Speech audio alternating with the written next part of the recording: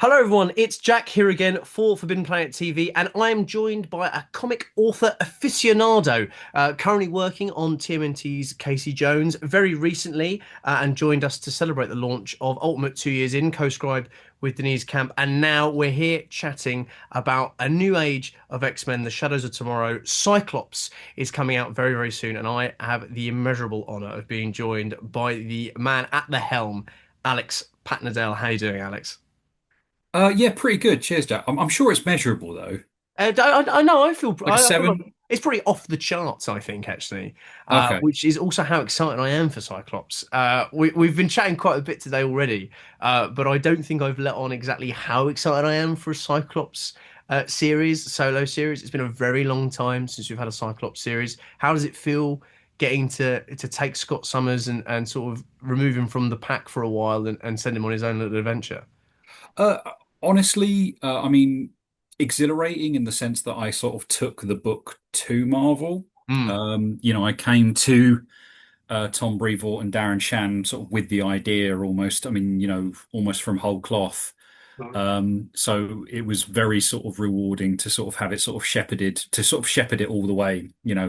Um, but yet also intimidating because I mean I've been a sort of Cyclops fan since I was yay high, but I didn't realize the kind of depth of fandom out there.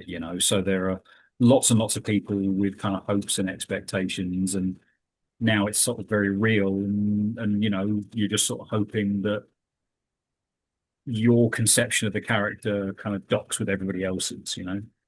It's interesting you mentioned conceptions of the character because obviously the X-Men over the last couple of years through Marvel have gone through various changes, but that hasn't wiped out this enormous well to draw from. I don't know how much in relation to Shadows of Tomorrow this book has to stick. I know you've mentioned on previous interviews you kind of see this Cyclops hopefully as a bit of an evergreen book. So what are your touchstones for Scott in that respect going into this series?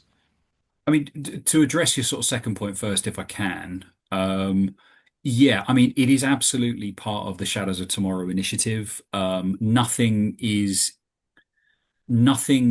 exists in a vacuum in the book. It's absolutely part of current continuity. I'm very, very good friends with Jed MacKay, who is obviously, currently, Scott's steward and gamekeeper, as it were. And, I was consulting with him the whole way through. He was very, very generous with his time. So, absolutely everything is consistent with the guy that you see in Adjectiveless X-Men. Um, but this is him very much sort of on his own in a very kind of violent and nuanced character study. Um, in terms of the sort of touchstones for it, and again, I think I've sort of mentioned this elsewhere. I mean, I have sort of various Scott Summers, I think. I mean, you and I sort of touched on this earlier on. I mean, you mentioned that you're a big fan of the kind of Claremont Byrne era Very X-Men. much. And that was the first run. I mean, well, sort of, Len Wein, Dave Cockrum, Claremont, Byrne. Um, I grew up with that basically because that was what my dad first gave me to read. I was laid up in hospital and he gave me a stack of, everything from Giant Size X-Men down to I think X-Men 143. So that was the first thing I read, and I was kind of hooked for life.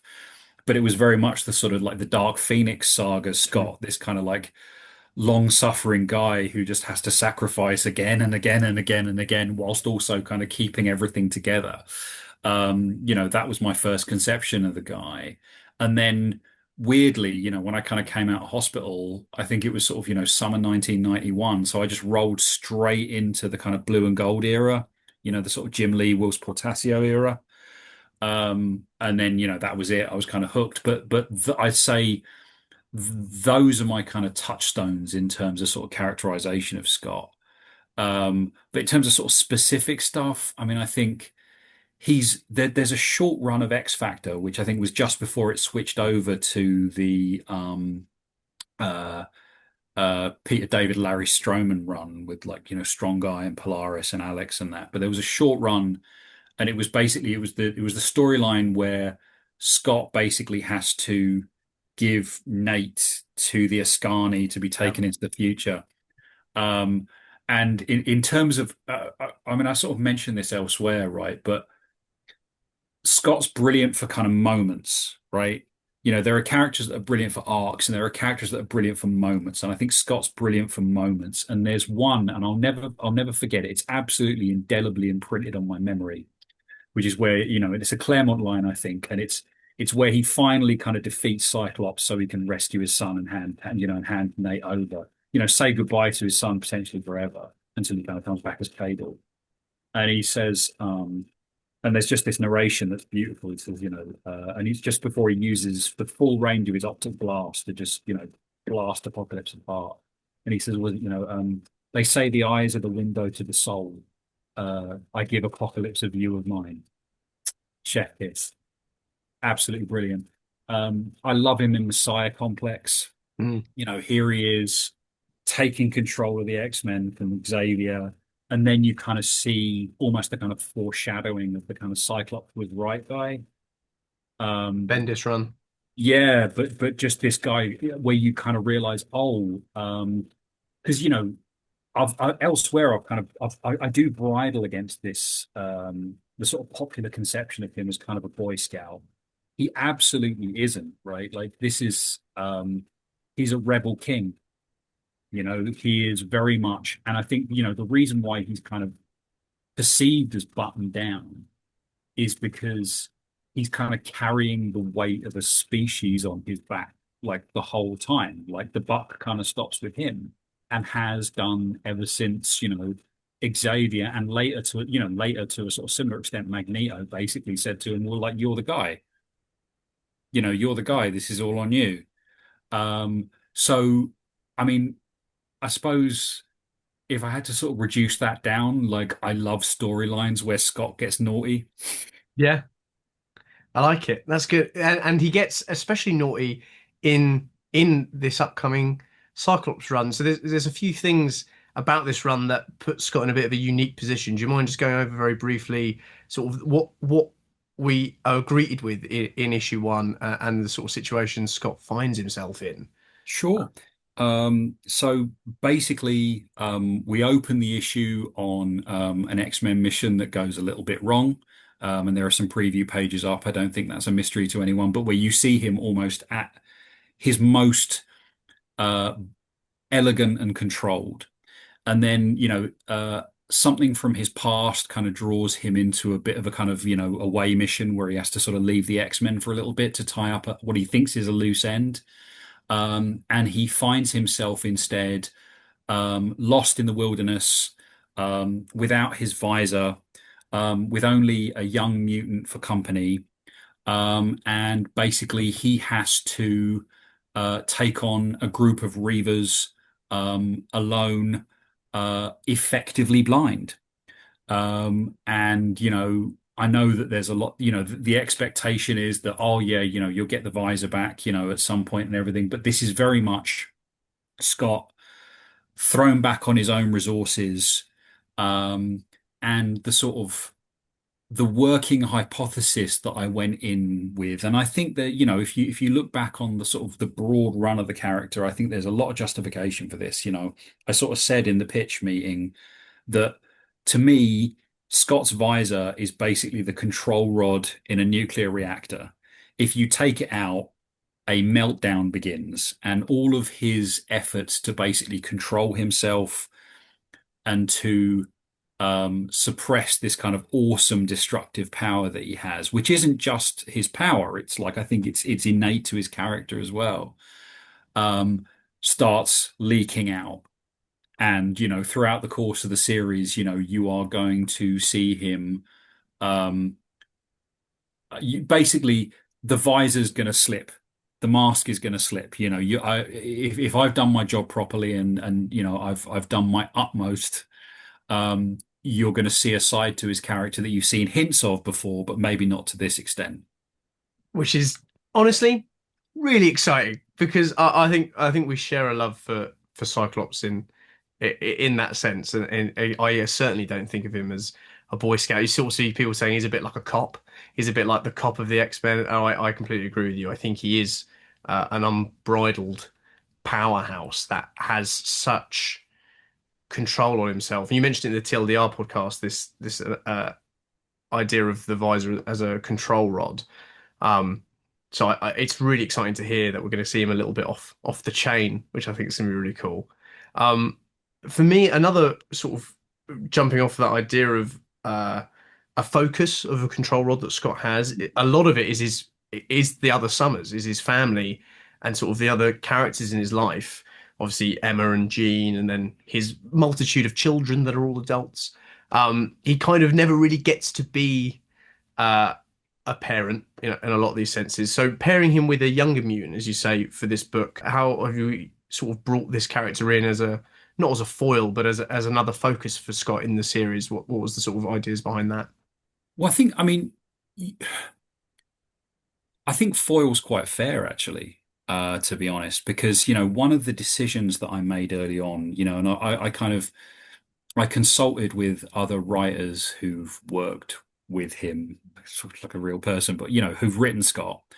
Um, and because the first thing that occurred to me with this, or the first thing I was thinking of was, okay, so how am I going to kind of narrate this? And initially I was just thinking it was going to be himself on his own in the wilderness going from A to B.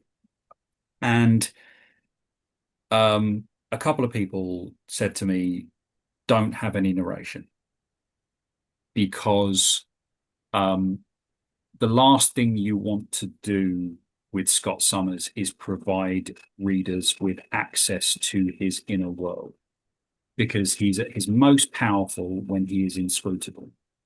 One of the most powerful weapons a dramatist has, and this is true of filmmaking, this is true of comics, is facial expressions, right?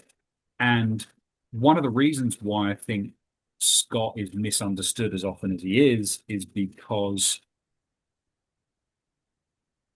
you can't read his facial expressions. The eyes are all important. I mean, I did a book a few years ago with Caspar Wingard where we were trying to sort of depict aliens as, but truly alien aliens, right? And we went through various kind of design stages and everything. And what was strange was we ended up coming back to a more kind of humanoid configuration in terms of like, two eyes and a mouth because we are hardwired to kind of empathize with our own as a species, right? We find it very difficult. It's why, the Na'vi are basically big people. It's why like Wally has like big headlamp eyes, right? We find it very difficult to empathize with things that to us, at least to a certain extent, don't look like us. And so with Scott, you have this weird remove where he always looks austere, he always looks stolid, because you can't ever see what he's thinking. I mean, interesting, like I think some of the best artists who've worked with Scott, I'm saying it again, but so like Walt Simonson would do this thing where, Mm. when he's really angry, you just see like a wisp of red energy just kind of curling out of the visor.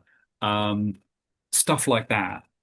But for the most part, you can't tell what he's thinking. So if you put first person narration in there, yes, that gives you a kind of emotional hook, but you've also taken away, in my view, kind of what makes the character compelling, which is like, well, what is he thinking? You only ever really see him through action. So a decision was taken early on to kind of remove that. But then if you're doing a kind of wilderness survival thing, which is what I wanted to do, I wanted to do a wilderness survival horror with Scott Summers at the center.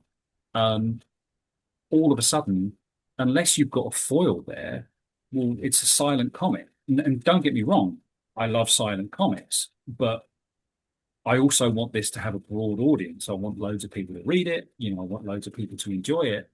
And so the foil was almost placed there by necessity. But again, just, initially, that could have been a drawback. But then I sort of started reframing it in terms of, well, it's just Lone Wolf and Cub. I'll just Lone Wolf and Cub it. So, you give him a sort of young, vulnerable mutant as a foil, but also someone who can kind of call him out on a lot of his nonsense as well. This is not a kind of passive character, you know. She's very kind of active, and the whole, and again, I mean, in terms of exclusive, I don't think I'm giving anything away here. Like she's a mutant, but she does not see herself as basically a reservist X-Man, which is his expectation. Hmm. Is we, basically every mutant, if I tap him on the shoulder, you're an X-Man. And he's with someone who, no, they don't want that. And so that thing, I think, sets up a very kind of interesting tension, but she also has to function as his eyes, basically. I enjoy that a lot as the concept for the book because you're right. He has that expectation. He has sort of he holds himself to a standard that he Yeah. often does the other mutants. He is of that volition that they're all fighting for the same cause and singing from the same hymn sheet. He's a soldier in this battle for mutantdom. So I'm really excited to see him interact with someone who might not actually be on the same page as him. And You you just want to get an ice cream. Do you know what I mean? yeah, you see it a lot in other X-Men books. He might not always be, on they might not agree on how to get there, but the goal always does feel very much the same. So I think that's going to be a really interesting dynamic that I'm excited to see in the book. Speaking of a lack of narration, you're working with an incredible artist, Rohei Antonio. How has that been being able to develop this environment for Cyclops and being able to showcase the additions you get in sort of more regular humanoid characters that with that uncanny valley? What's that been like working with Rohei and building out this book and giving us this Scott?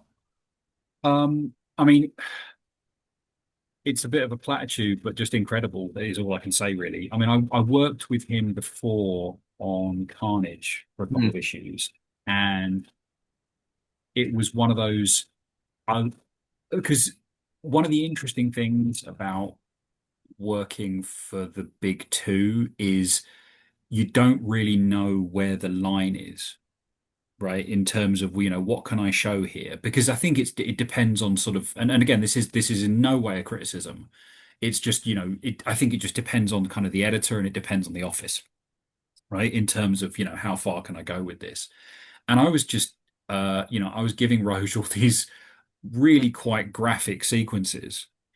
And they came back exactly as I described. And I went, oh, right. Yeah. Okay. So I've just had Cletus Cassidy feed someone his own thumb and you can, okay. Um, and kind of fell in love with him on that basis. It was just, again, it's all mediated. We're all doing it through an editor, but it's just this thing of like, okay, here's someone who can basically crack open my skull and see into my innermost twisted mind. So yeah, no, I mean, absolutely fantastic. And I mean, I've said this elsewhere, and I'll say it here as well. I think whatever anyone, whatever people think of the character and think of the book when they're done, I am very, very confident that Roj Antonio will be one of your favorite ex artists at the end of this, whatever happens. Um, I believe the kids say understood the assignment. I think so. Yeah, I I think I'm think they just I do. think I'm just over the cusp of that. But yeah, I think that is Yeah, what they're saying. Roj understood the assignment. Good. And I mean, one of the sort of real, because again, I mean, I've said it's a survival horror. I still insist it's a survival horror. So, one of the things that I wanted it to be was very visceral. So, we had a discussion with with our editors sort of earlier on, and I said to Rose, like, I'd really like for all damage in this book to be cumulative. So basically, whenever Scott gets a cut in this, and he gets a lot, if they're there in issue two, they're there in issue five. If he gets a bruise, it's there in issue five. So he gets really, really messed up. But I mean, the proof of concept to me really was the Reavers, um, because you've got a different set. It's a new group of Reavers. You still got Donald Pierce leading them, but you've got a new group of Reavers here. They're all young. They're all very naive. They've all been radicalized.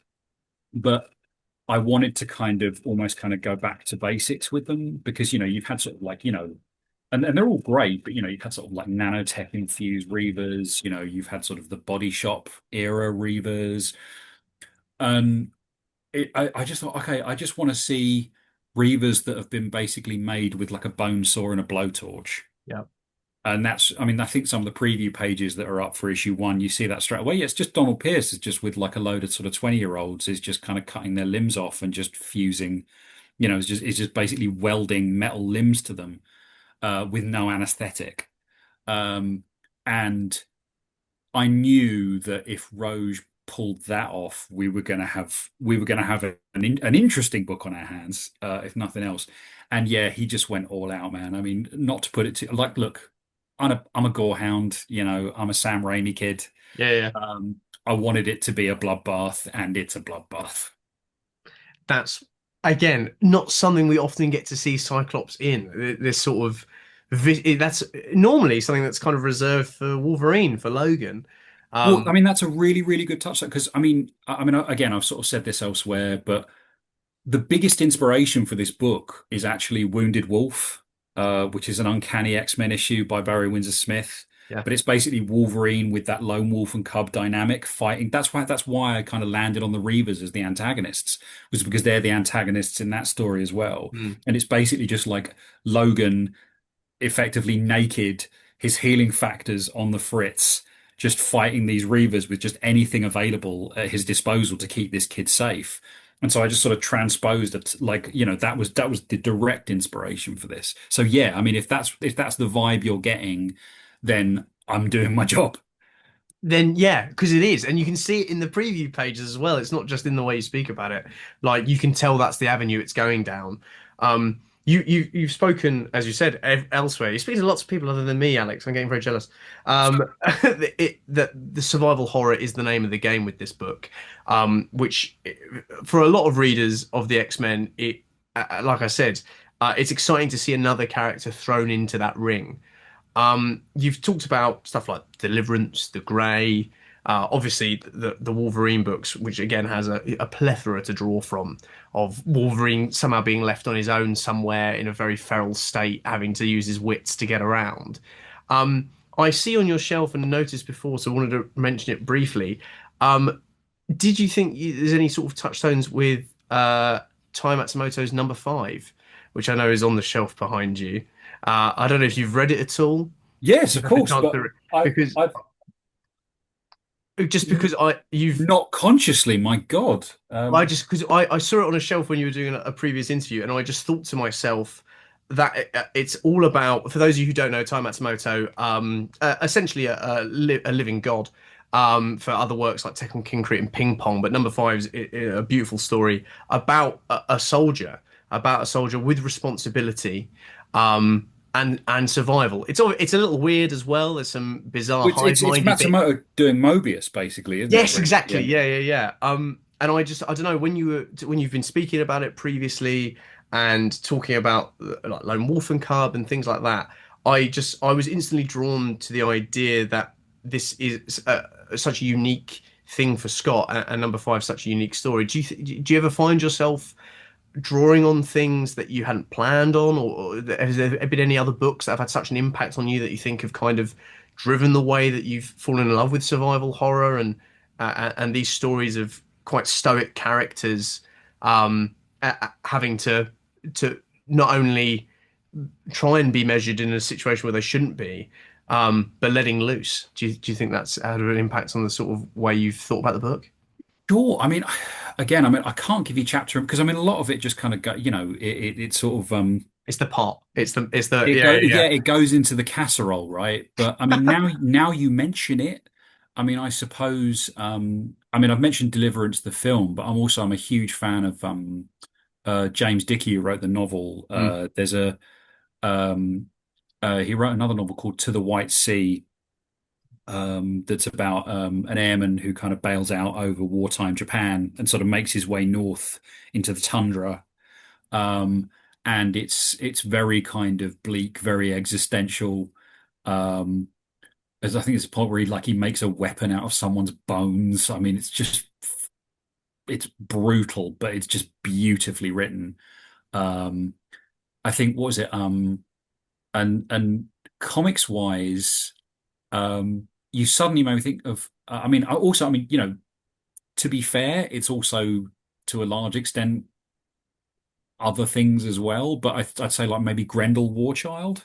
All right, yeah, yeah, yeah. Okay, Matt You Wagner. know, but Yeah, yeah, I mean, but that kind of that lone wolf and cub dynamic, I think, is ubiquitous for a reason, which is that dramatically, the stakes are immediate and recognizable, and um, everybody, irrespective of culture, understands it, understands this idea of, immensely powerful person protecting immensely vulnerable thing, right? It's a universal language, and we love it. Um, and I suppose all of that went into the pot. I mean, there was also, I mean, I think was it there was a couple of like Jeremy Saulnier films, I'm sure that have really sort of impacted me recently. That there was that one with Jeffrey Wright and Alexander Skarsgård that I just loved. I mean, it's bleak as hell, but again, just it's for some reason that genre. I think because I'm so very, very comfortable and warm. yeah, I think it just speaks to me on like a visceral level. Like, what? Yeah. What would I do in Alaska? The answer, Alex, is die. yeah. You would die instantly. You get to live vicariously through, Yeah, through. absolutely. Yeah, yeah, Yeah. man. I'd step up. No, no, Alex, you wouldn't. Yeah, yeah, yeah. I might find a tree. Yeah, Yeah, just hide in it. just be near it. Yeah. Yeah. Yeah. But I think these are all really exciting things to hear. They're exciting for me because I think it gives us a really great image of the book we're going to get, and of, like you said, that viscera. You know, obviously you pitched this to Marvel. So what is it about seeing Cyclops like this that excites you so much, and that made you think this is the moment for us to give it a go? I think, to be honest, it was, I mean, there was a mischievous sort of bent to it, I think, in the sense that it's um almost kind of placing the person you least expect in that sort of Wolverine space, right? We're used to seeing Logan in these spaces. That itself, I don't think would merit a series by itself, Mm. unless it's exceptional, right? Like Weapon X or like, the original kind of Claremont Miller. Yeah. Um, but unless it's exceptional, that is not necessarily kind of a noteworthy trope. But when you put someone like Scott in an identical situation, it becomes noteworthy. And one of the things that I sort of, I mean, I the thing kind of, I'd had the idea kind of percolating for a long time, but I remember like sorry, clang, but like I was walking genuinely, I was walking through Central Park with Matt Rosenberg, and it was when I started writing Sentinels, which I'm immensely Mm. proud of, and I told him this idea. And he said, "Well, you got to pitch it." And I went, "Oh no, look, I can't. Just because I'm in the office at the moment, it doesn't mean it's a permission slip." And he said, "No, no, no, I will disown you as a friend if you do not pitch this because this is great." And the sort of working hypothesis that I had, right? I mean, there's the control rod thing, but the other thing was, um, and again, this is just my head canon. Others' mileage may vary. But looking at the source of the friction, right, between Scott and Logan, going right back to Giant Size X-Men 1, obviously they're on far better terms now, but like, why was there so much kind of friction to begin with? And just as a sort of playful idea, it just occurred to me, what if it's not because they're different people? What if it's because they're the same guy? You know, but the difference is Wolverine gets to cut loose. If Scott cuts loose, London gets leveled. Yeah. He can't. So where does that go? Where does that wildness go? And, maybe the source of this friction is not the fact that, he thinks that Logan's a jerk. It's that he's kind of jealous that this guy gets to pop claws. And, at the end of it, there's only three people dead. But yeah, try 300,000. I can't. Yeah, yeah. You mentioned it in the TLDR podcast. Like he can't sleepwalk. He can't Yeah. afford to find himself in situations where, if he slips up for a moment, uh, it, you know, it's over. And I think, especially with, as we've Everything said, he sees disappears. Everything he sees is gone. it's a terrifying reality with which he Yeah. lives. It really, and it is, and that's why I always find the somber moments where he's with Emma or Jean, and they can kind of see him, I always remember the panels. I can't remember exactly when it was. I think it's during the Matt Fraction run. I always remember the Doddsons on the art. There's a moment where they're in Scott's head in a dream, and Emma sort of has to remind him that even here you can open your eyes. And I think that's such a it gives such a great insight into who Cyclops is. I wanted to mention briefly as well, just going back to your penchants for survival horrors and for this love of gore. You were also a book that I thoroughly enjoyed very recently was Night Terror's Flash, which I wanted to talk about if I may. Sure, yeah. You clearly love doing it, but Barry Allen in that book is also put into quite a tumultuous, nightmarish situation. A very different context, obviously. But what do you think it is about seeing characters test their mettle that it interests you so much? I know we've spoken specifically about Cyclops and seeing a character that we don't normally see in that situation, but you as a writer seem so drawn to these kind of characters. Do you think that, what about them is it that you love getting to tell their stories so much? It it did hit me a while ago that and I'll take it. Don't get me wrong, I'm not complaining in the slightest, but that um the pattern seemed to be that people were kind of coming to me when they wanted me to kind of mess the toys up a bit. And I think it sort of started with I did a Darkhold Spider-Man one shot Hmm. that had this weird second life online where, you know, the brief was basically you know, Spider-Man has read from the Darkhold, and it's basically, you know, you're seeing the most nightmarish take on, you know, how his life could unfold. And I just remember doing this thing where it was, you know, New York is kind of falling apart, and he has to sort of, in this sort of Sisyphean way, every morning he has to wake up and web it all back together, including people. You know, he has to sort of, you know, if he's fighting Dr. Octopus and Dr. Octopus's arm just falls off and he has to web it back up again. Someone's jaw falls off and he has to web it back up again. Um, and people responded to it in the, you know, and don't I would be lying if I said I didn't derive a kind of perverse joy from it, but there were people going like, this was just insanely messed up. I never want to read this again. Brilliant. That's great. I'm going to bed happy. But then people started coming to me for more of them, and then I think um, you know, Chris Rosa and Simon Spurrier just sort of tapped me up to do the sort of Night Terrors thing because yeah, they wanted a kind of nightmarish take on Barry Allen. And I like it's funny depending on who because there was a sort of time travel dimension to that, and it's interesting I think because I've I've always seen time travel as an inherent horror trope. But I think for a lot of people it's not. It's quite a neutral trope. But you know, I think, you know, hell is repetition. Hell is having to do the same thing over and over and over and over again. And that's what time travel affords you. And of course, you know, time travel is kind of where the Flashes live. So I just sort of went into that quite exhaustively. So yeah, I mean, but if you know, if I end up pe being, you know, I mean, I know you know, it's a niche, but if I end up being the guy that people come to for sort of horror takes on superheroes, you know, I mean, frankly, I'm disappointed that they don't come to me more because Yeah. I'm really good at it. I think that's why I absolutely love picking your brain because even just hearing that about time travel, you're right. It is a very, it's more of a catalyst for something else, but the action itself is never really seen as this quite horrific uh, instigator, which it is. You're completely right. You know, the idea of getting stuck in a loop, or is it Einstein? Is it Einstein that says that like madness is repeating the same thing over and over, trying to get different results? Something like Well, that. yeah, and you know, those who do not learn from history are doomed to repeat it. Yeah, yeah, yeah. You know, Nietzsche and eternal recurrence. I mean, we could talk about it all day, but no, I mean, time travel is a horrendous and also the idea of treating one's life as a text to be edited. And, you know, if any, you know, I know, for instance, you know, you know, you're involved in the creative industries very heavily yourself.